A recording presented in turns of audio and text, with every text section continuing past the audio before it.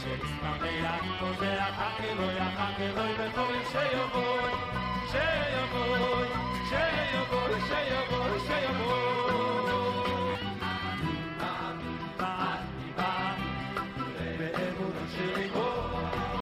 evening. Welcome to Moshiach Mystery Series. So this evening we're going to discuss how mitzvahs are going to be fulfilled when Moshiach comes. So there's a famous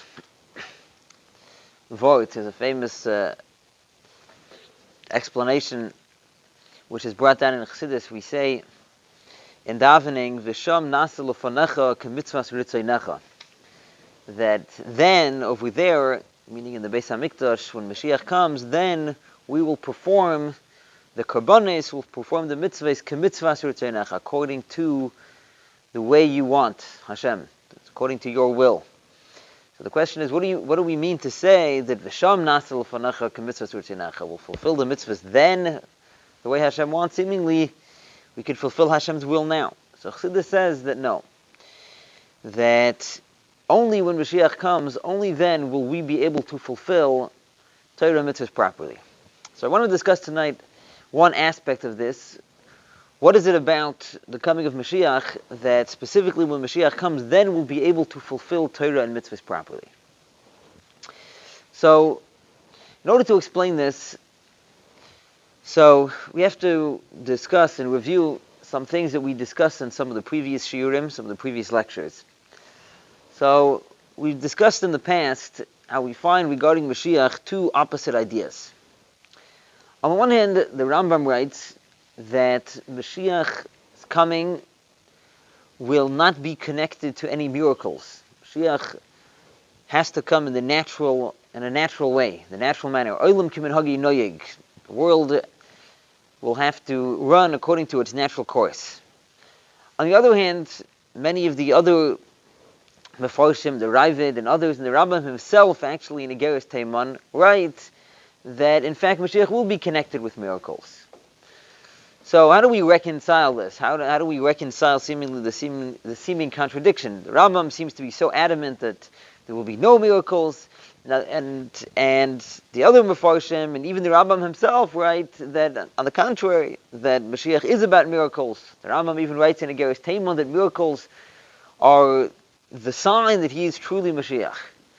So what is Mashiach about? Is Mashiach about following nature? Is Mashiach about going beyond nature? So we discussed how the truth is that they're both true points, and they're both necessary in order for Mashiach to be, in order for Mashiach to accomplish what he needs to accomplish. So on the one hand, Mashiach needs to be in a natural way. Why does Mashiach need to be in a natural way? Because the whole goal, the whole purpose of Mashiach is not to destroy the world that we're living in and to create an entirely new world. That's not the point. The point is we have to take the world the way it is, in its natural state, and we have to elevate it, and we have to use it out to fulfill Hashem's will. So therefore, that's what the Rambam is saying, is that the world, it's not going to change. Because if the world is going to change, that's not the point. The point is not to destroy the current world and have a new miraculous world. The point is to elevate the world the way it is. That the world in its present state should be in a state that fulfills Hashem's will. That's on the one hand. So that's why Mashiach has to be connected with nature. On the other hand, the truth is that the essence of Mashiach is actually the greatest nace, the greatest miracle. Why? Because there's a downside when it comes to nature. So even though, of course, Hashem runs the world, and Hashem is the one who created nature, but nature is connected to the level of Elokus, the level of godliness, which encloses itself in the world.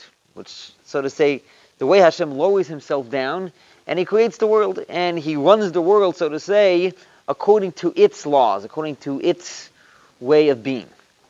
But Hashem himself, of course, is completely beyond nature.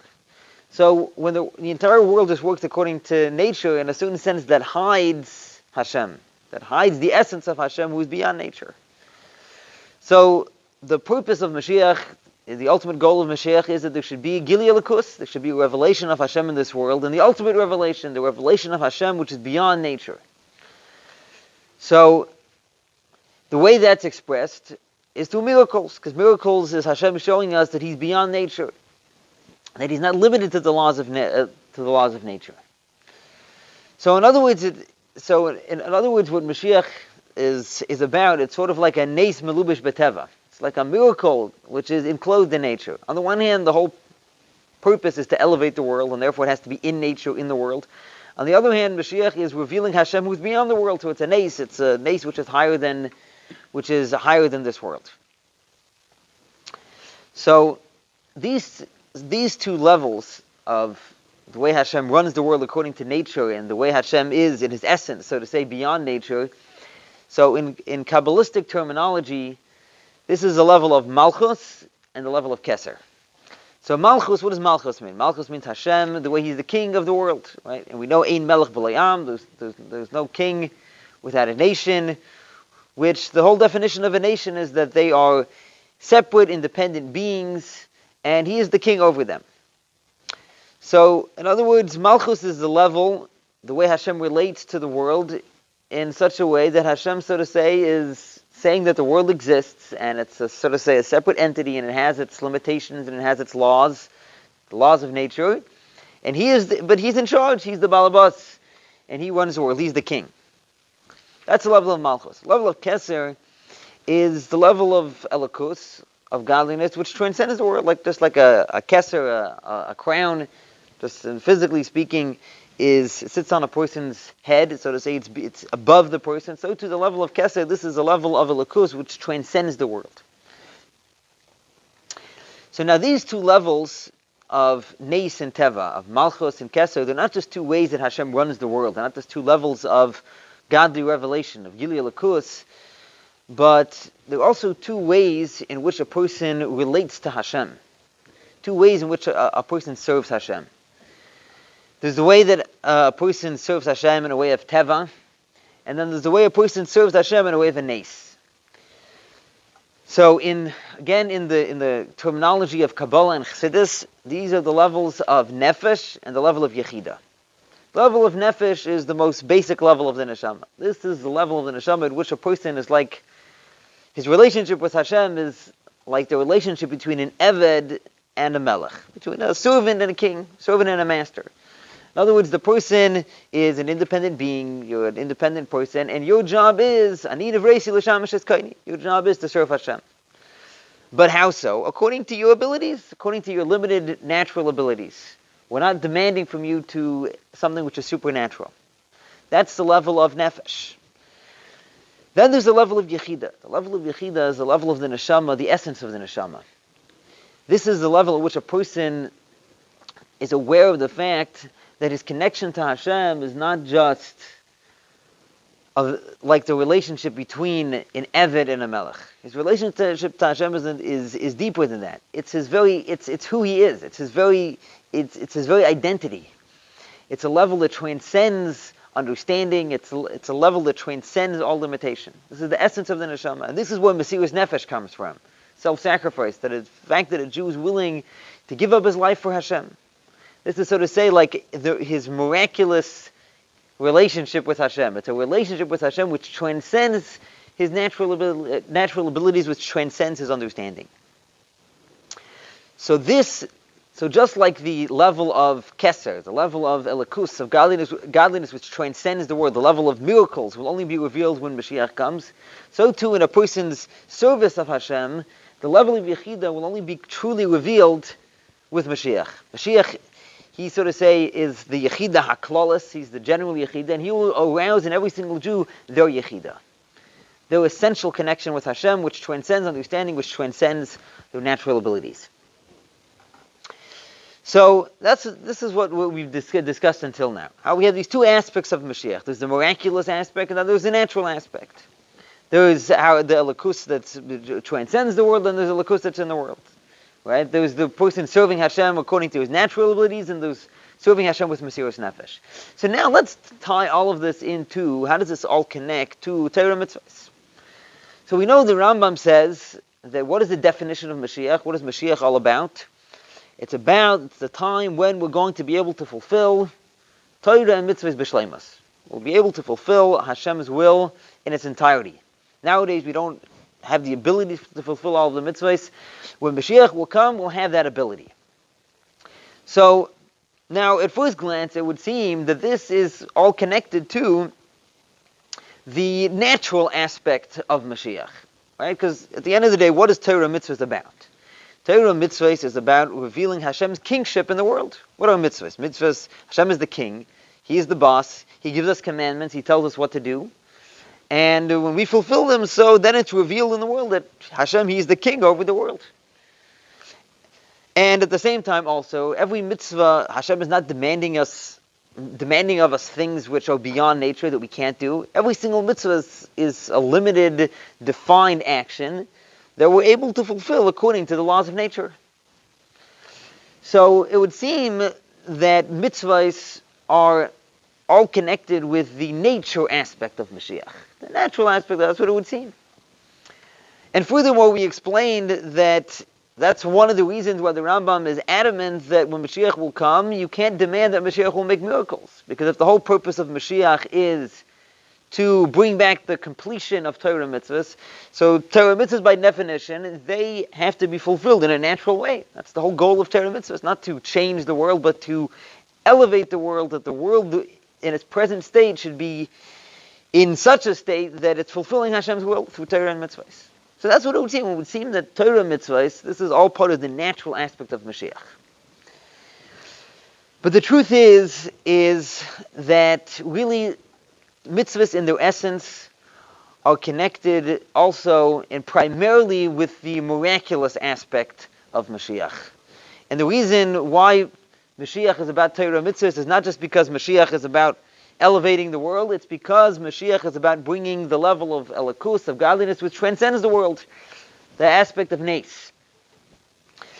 So, we have to explain this idea. Why is it that Torah mitzvahs, although they seem to be connected with nature, in their essence are actually more connected with nes than they are with teva, with miracles than they are with nature?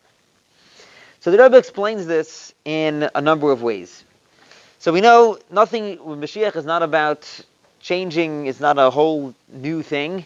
So this idea that mitzvahs are connected to miracles is also connected to the way that we fulfill mitzvahs now. So first of all, in regard to mitzvahs themselves, what are mitzvahs? Rabbi explains mitzvahs are Hashem's will. Hashem's will.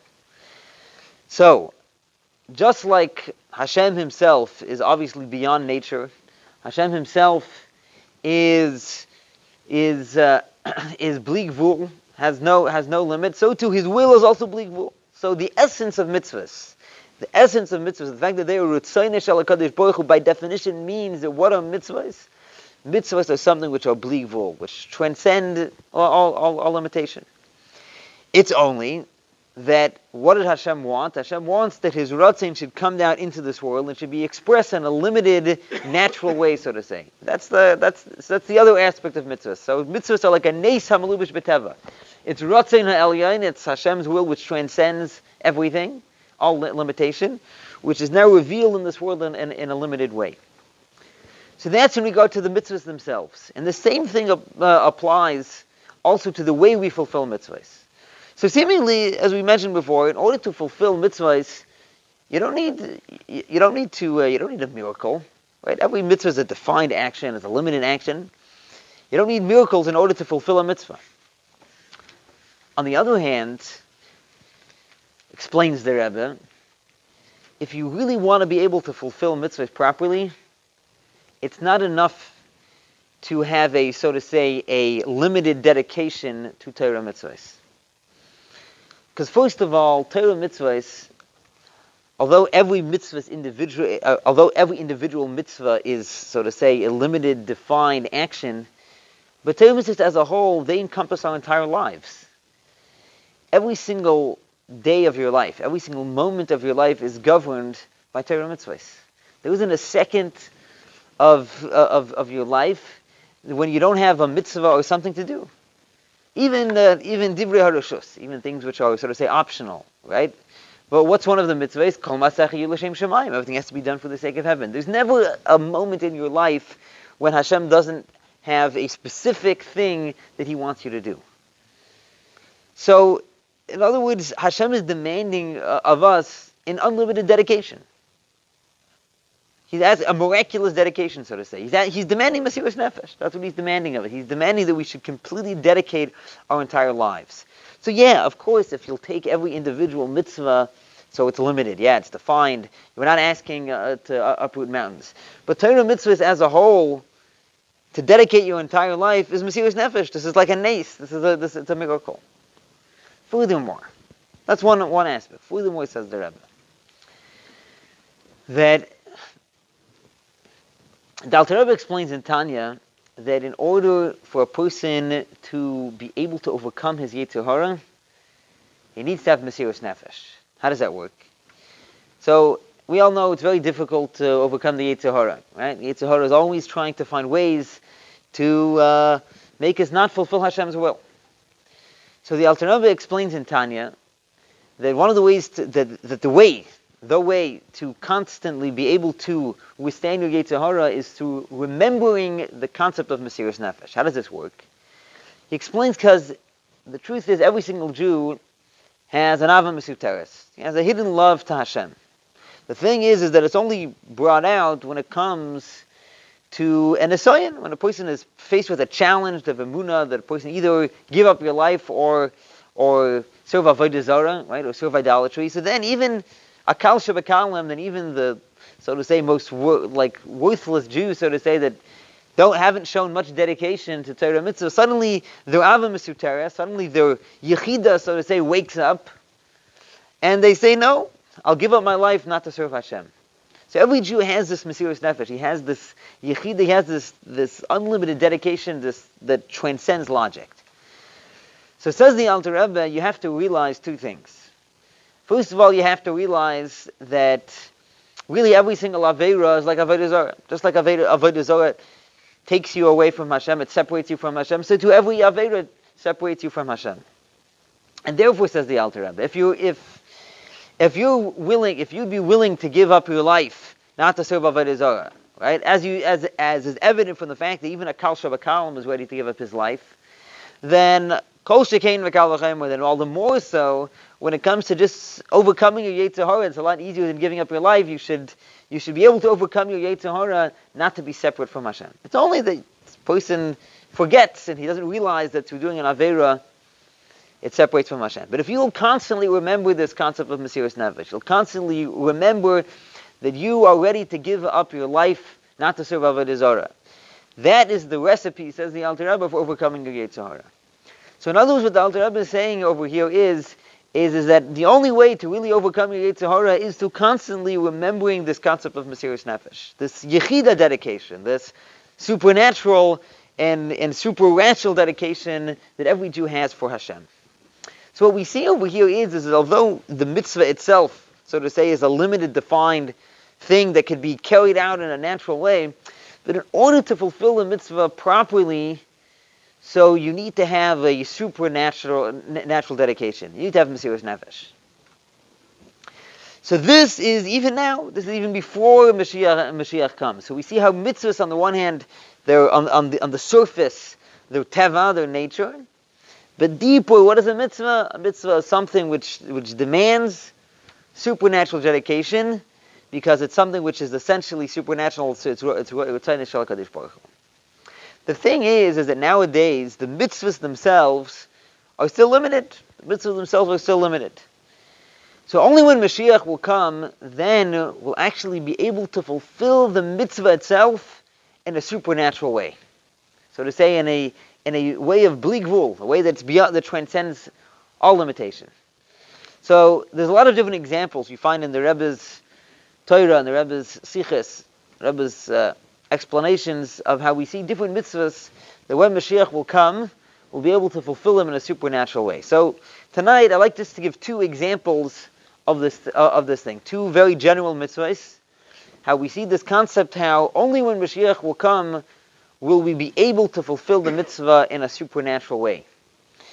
So first let's start with the mitzvah of Talmud Torah. So what is the mitzvah? The mitzvah of studying Torah. So the Rambam Hilchos Talmud Torah, he starts off that Kol Ish Yisroel Chayiv b'Talmud Torah. Every single Jew is obligated to study Torah. Bein Ani, Bein Asher, whether he's poor, whether he's wealthy.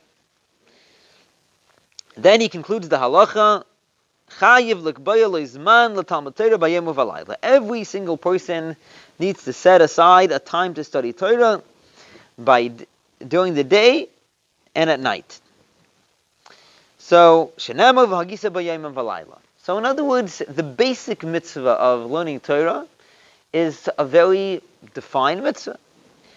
That no matter who you are, you have to set aside a specific amount of time, not necessarily a long amount of time, sometime during the day, sometime during the night to study Torah. That's it. And the rest of the time, if you need to work for parnasa, so then you can work. As long as you have a set time every single day and every single night to study Torah. Okay, that's how the Rambam starts off in Hilchos Talmud Torah in the first parak. Then in parak Gimel, the Rambam takes it a step further. He says like this: someone whose heart brings him to fulfill this mitzvah properly, and to be crowned with the crown of Torah.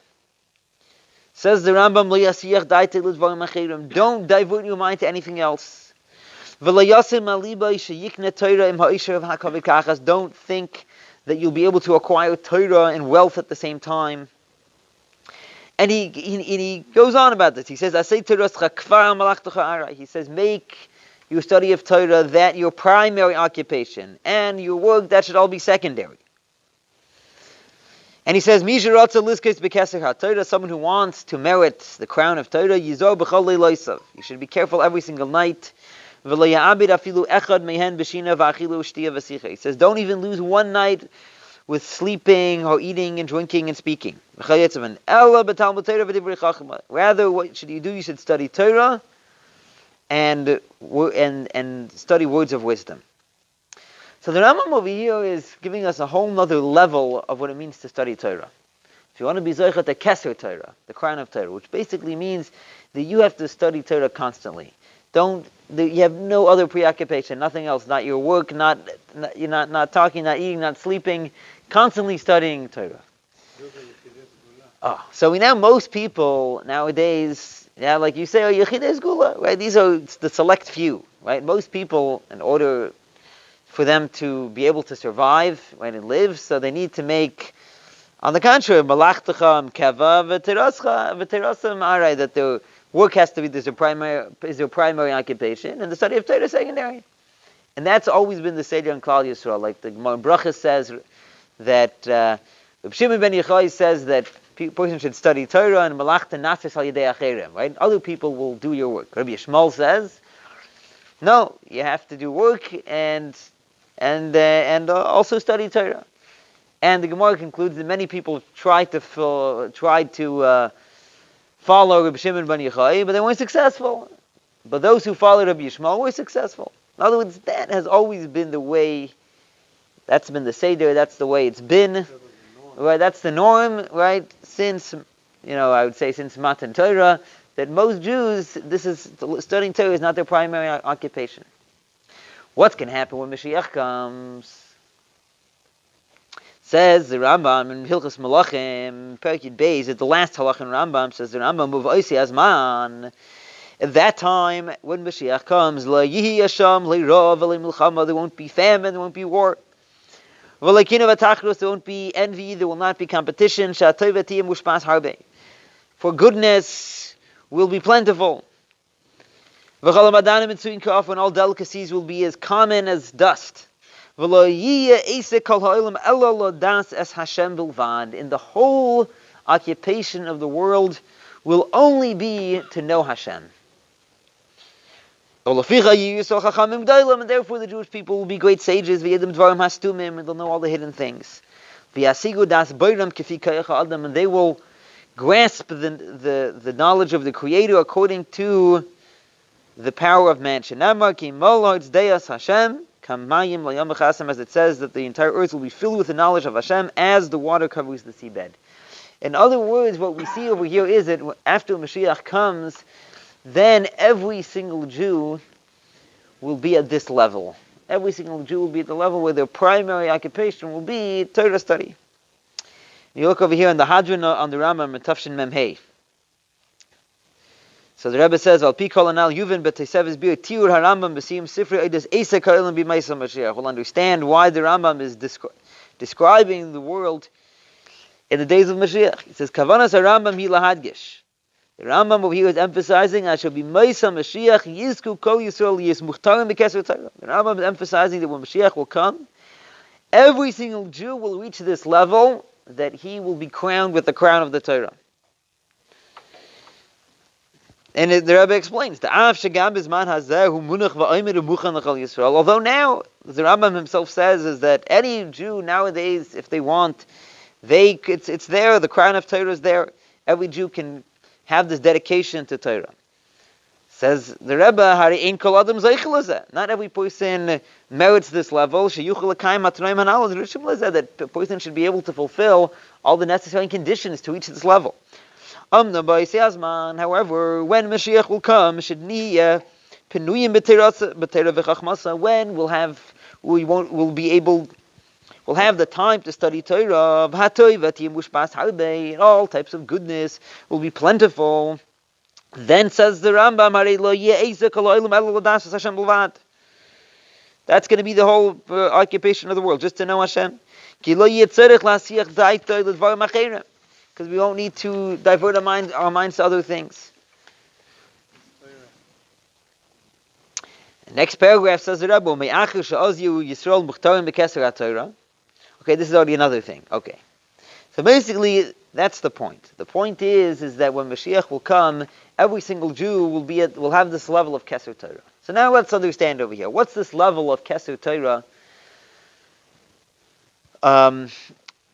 that every single Jew will be at this level when Mashiach will come?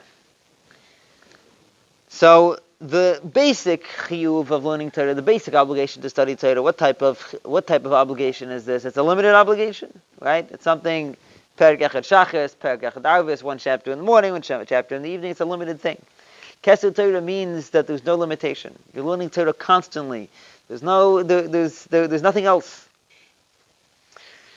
So that's simply. So simply we can understand that this level of Keser Torah, that when Mashiach will come, that will fulfill, this is like an ace. This is like a miracle. This is something which is beyond all limitation. But let's go a step further. Rebbe explains in a deeper sense what's the level of Keser Torah. It says like this. Ha'iloi demuchta b'Keser Torah hu bazeh, she'ha'adam shakua kol kach v'talmud Torah ad shezeh nasa kol mitziusei. What's the level of Keser Torah? That a person is so involved in studying Torah till it becomes his whole life.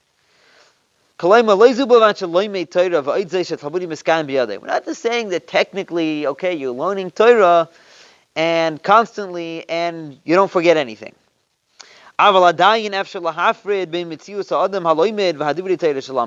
still, the person in the Torah that he learns are still two separate entities. And it's possible to separate between the two. That's not what it means.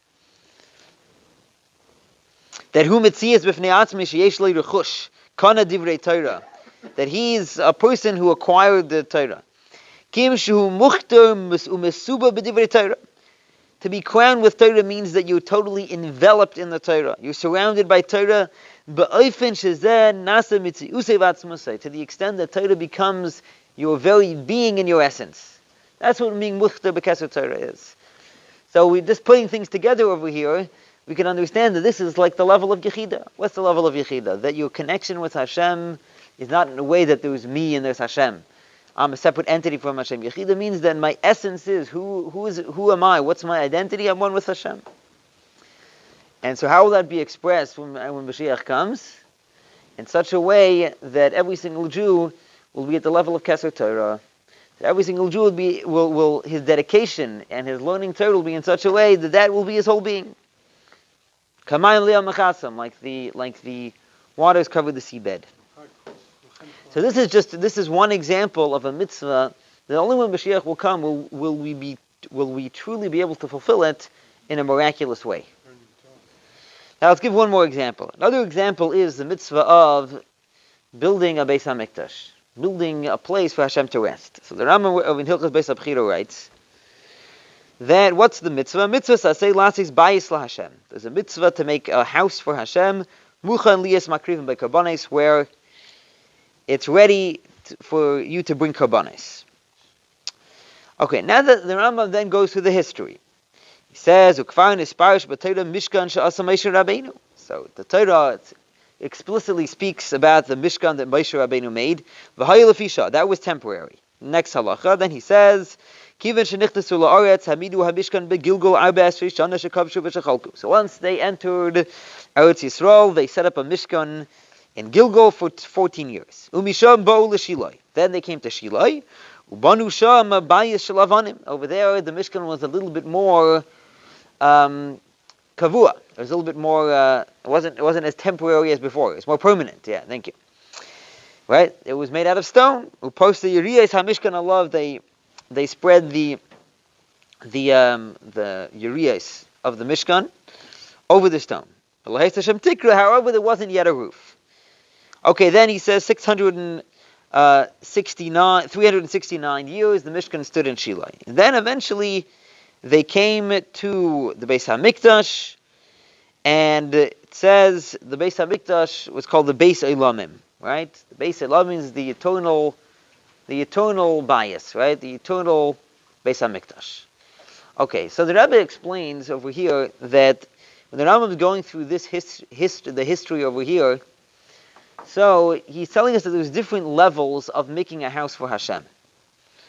So what does it mean to make a house for Hashem? It means that there's a place in this world where this is a place where Hashem's presence is revealed. And the ultimate goal is that this place should be a place that's permanent. This is a place where Hashem is revealed. So the Mishkan wasn't the ultimate. Why? Because the Mishkan was temporary, right? So when they came to Eretz Yisrael and they had a more permanent Mishkan, so this was a greater fulfillment of this mitzvah of Asuli Mikdash, of making a sanctuary for Hashem. But of course, the Mishkan in Shiloi, although it had stones, but it wasn't the ultimate because it wasn't specific. That wasn't the eternal place for the Beis HaMikdash, and it still had a temporary element to it. When was the ultimate of making a place for Hashem? That was when they came to the Beis HaMikdash. Came to the Beis HaMikdash, and now there was a house. That this is the permanent place where the Shekhinah is going to rest forever, and the Kedusha is never going to leave. That was the ultimate. But it's not the ultimate. Because even though the Beis HaMikdash, the place of the Beis HaMikdash, is the eternal resting place of the Shekhinah, but the Beis HaMikdash itself was destroyed.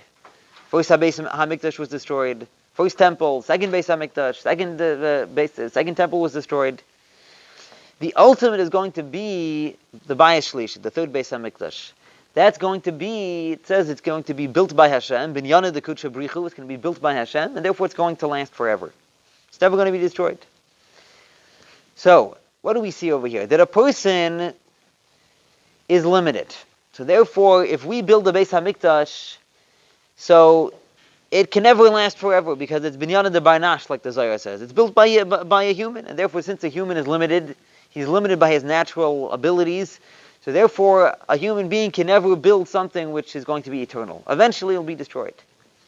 Only when Moshiach will come, then we'll have the ultimate. Then we'll have Hashem will build the Beis HaMikdash, and Hashem is he transcends all limitations, and therefore he is able to make an everlasting house.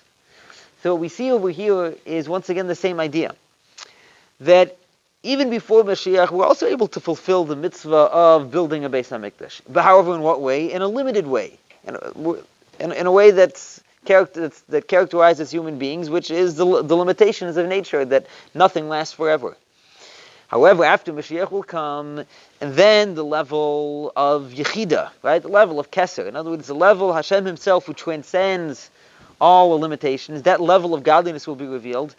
So then the Beis HaMikdash will last forever in the literal sense. It will literally be an eternal edifice.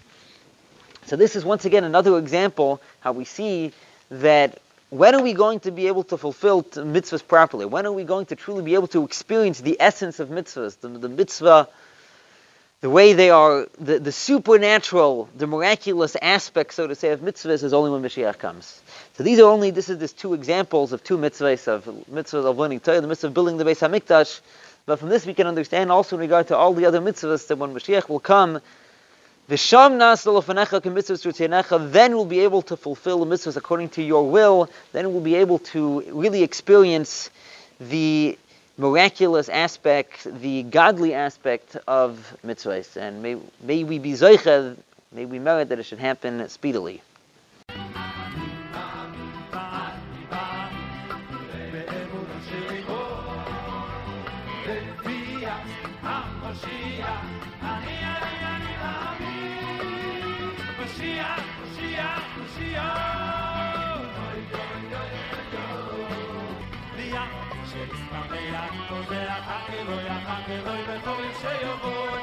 Shem